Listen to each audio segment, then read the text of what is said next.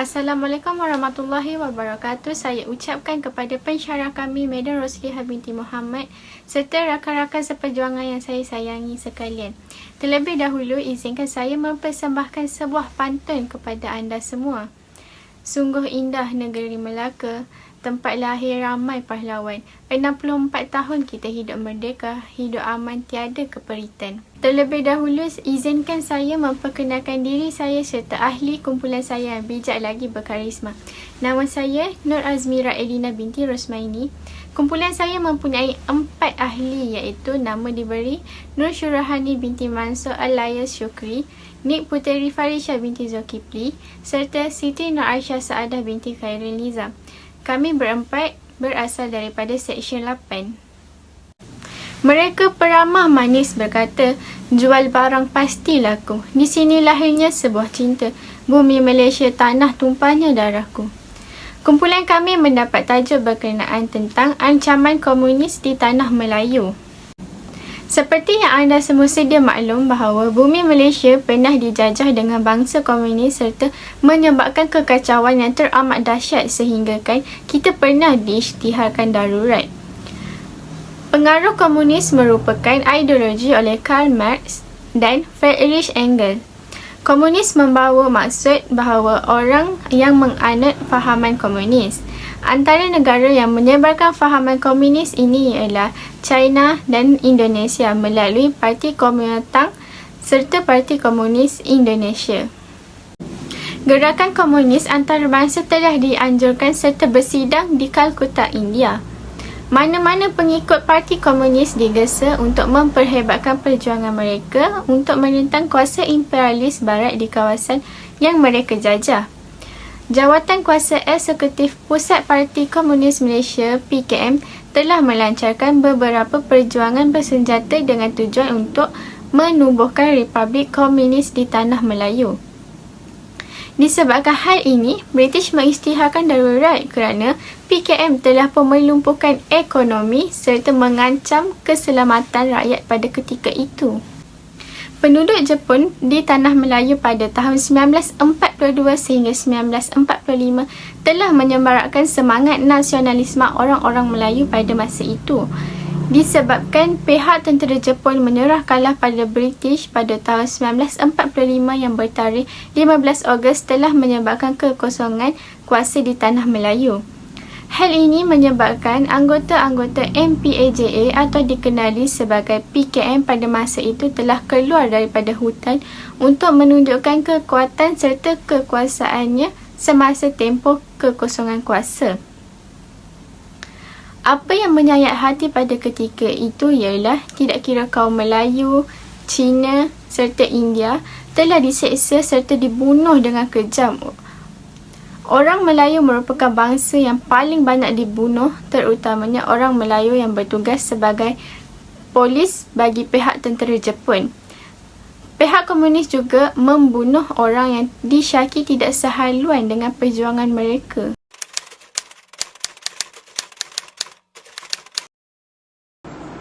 Komunisme ialah ideologi yang diasaskan oleh Karl Marx di Eropah pada pertengahan abad ke-19.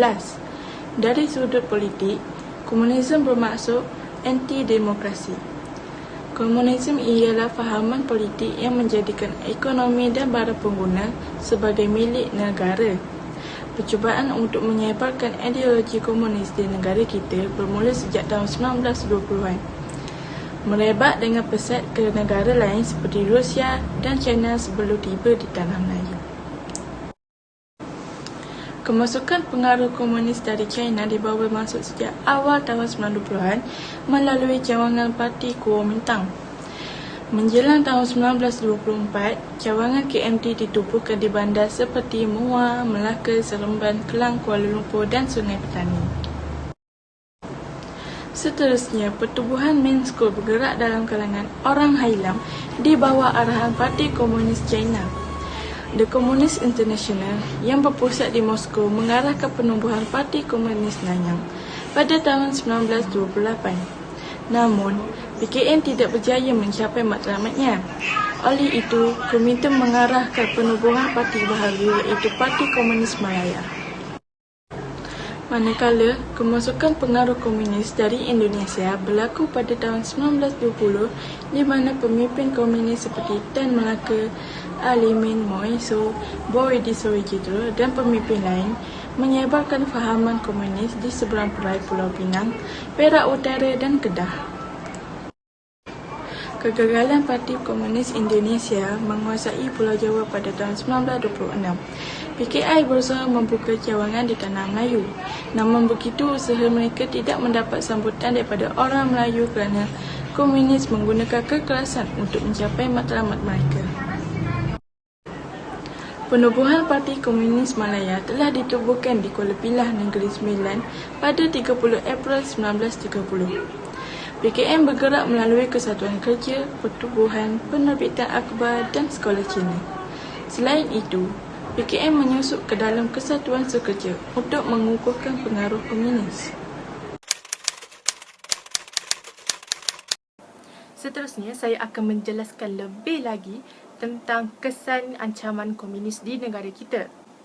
Zaman darurat meninggalkan pelbagai kesan dan ia juga menyebabkan kerugian harta benda, penderitaan rakyat, hubungan kaum terbatas dan juga ia meningkatkan jumlah kematian yang ramai.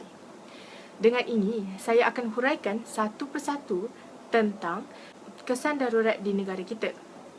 Yang pertama ialah ia meningkatkan kos pembelajaran iaitu darurat menjejaskan perkembangan ekonomi dan ia meningkatkan kos pembelajaran pihak British untuk menangani ancaman komunis. Oleh sebab itu, anggaran purata kos dan darurat ialah sebanyak $200,000 hingga $300,000 sehari. Kerajaan terpaksa membelanjakan lebih $10 juta sebulan atau $120 juta setahun untuk membenteras ancaman komunis. Seterusnya, kerajaan membelanjakan kos yang besar untuk menyelesaikan masalah penempatan semula penduduk di pinggir hutan.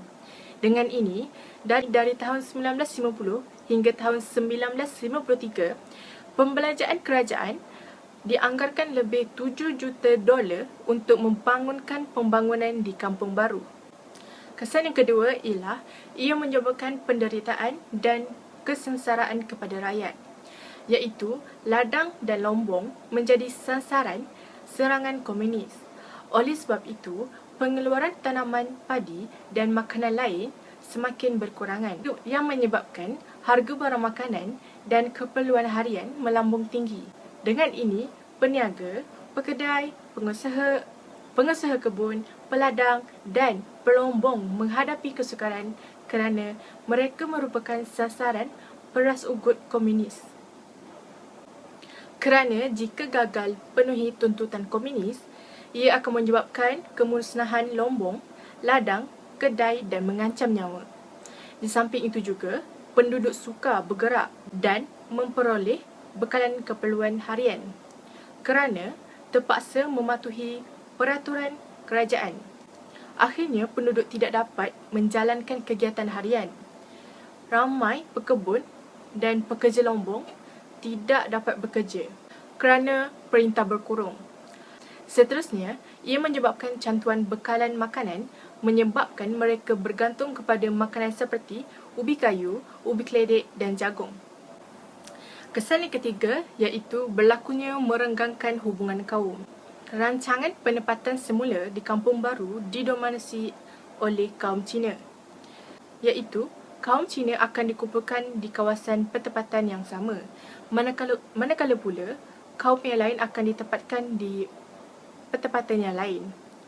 Seterusnya, pertempatan baharu yang dilengkapkan dengan prasarana biasanya berkembang menjadi bandar baru. Manakala pula, kaum Melayu hanya tertumpu di kampung yang serba kekurangan.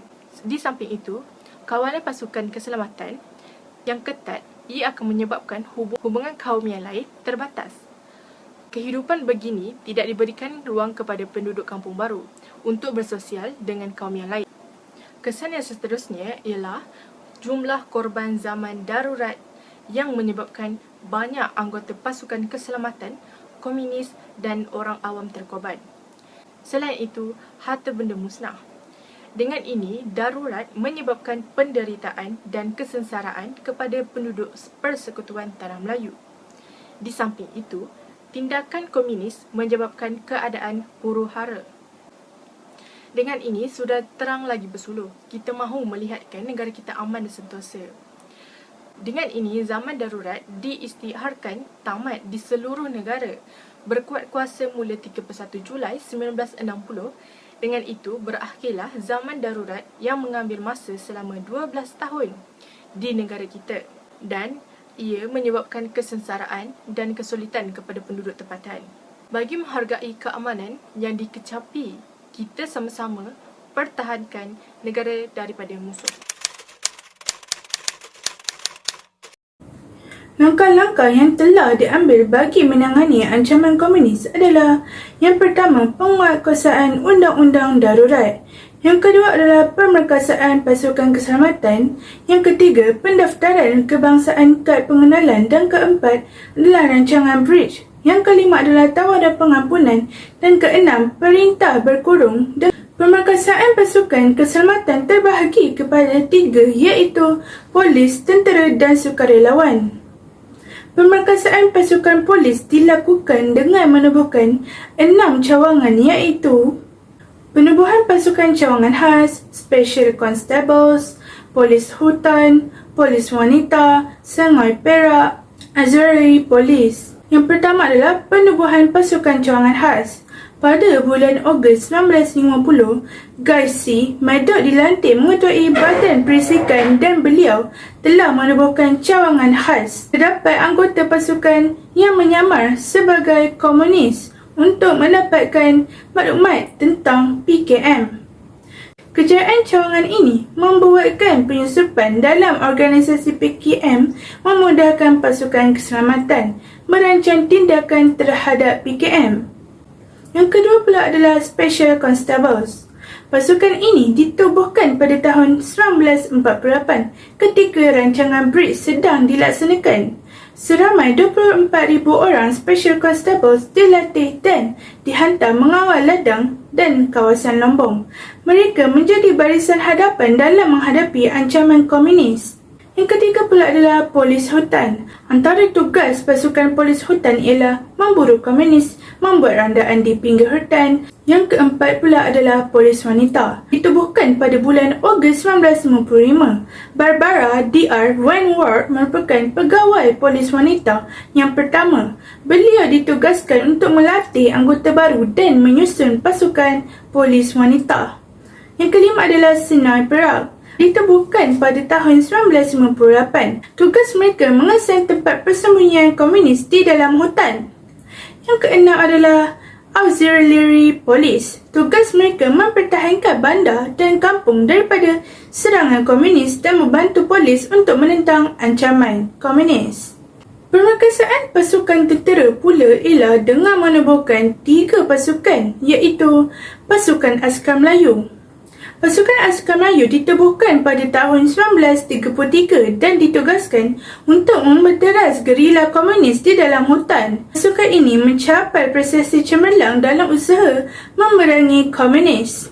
Kedua pula adalah pasukan Askar Commonwealth.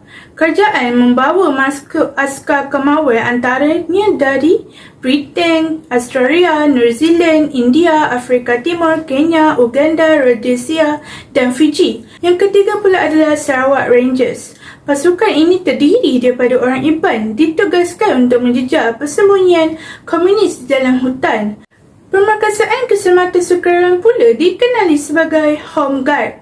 Home Guard ialah pasukan pengawal kampung. Tugas mereka membantu menyekat pergerakan bekalan makanan dan ubat-ubatan daripada jatuh ke tangan komunis.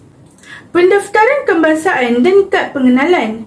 Di bawah Undang-Undang Darurat, kerajaan memperkenalkan sistem pendaftaran kebangsaan dan penggunaan kad pengenalan pada 23 Julai 1948 bagi mengawal pergerakan penduduk. Langkah ini diambil untuk memudahkan pihak keselamatan membezakan orang awam dengan komunis.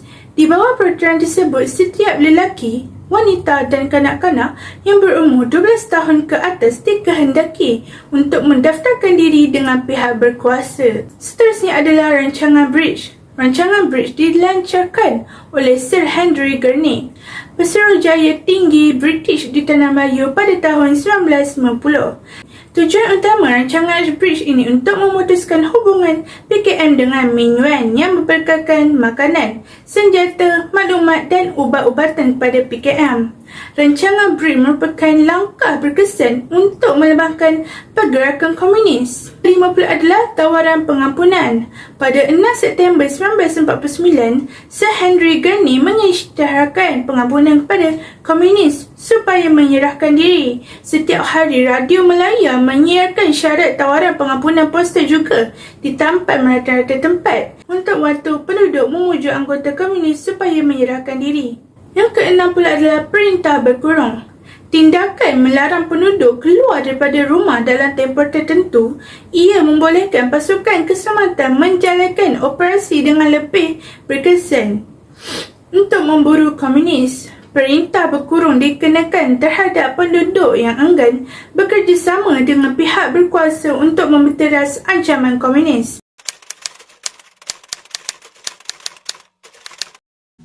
Kesimpulan daripada celoteh berkenaan ancaman komunis di Tanah Melayu ini ialah apabila penyelamatan darurat berakhir, banyak kesan yang jelas kelihatan seperti banyak nyawa yang terkorban, harta benda mengalami kemusnahan, rakyat menderita dan kehilangan ahli keluarga. Oleh itu, sebagai rakyat Malaysia yang cintakan keamanan, kita perlulah bersatu padu dalam mengekalkan keharmonian negara agar peristiwa hitam yang berdekat lamanya tidak akan terjadi lagi. Izinkan saya akhiri video pembentangan ini dengan serangkap pantun. Hati-hati takut ada yang terasa, jaga tutur kata dan kelakuan. Hidup harmoni berbilang bahasa, semangat nasionalis materas perpaduan.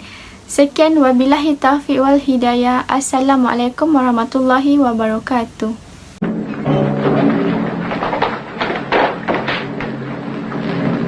Umay tahu? Umay ini hari punya susah habis. Umay pergi mana kah? Saya tak ada salah.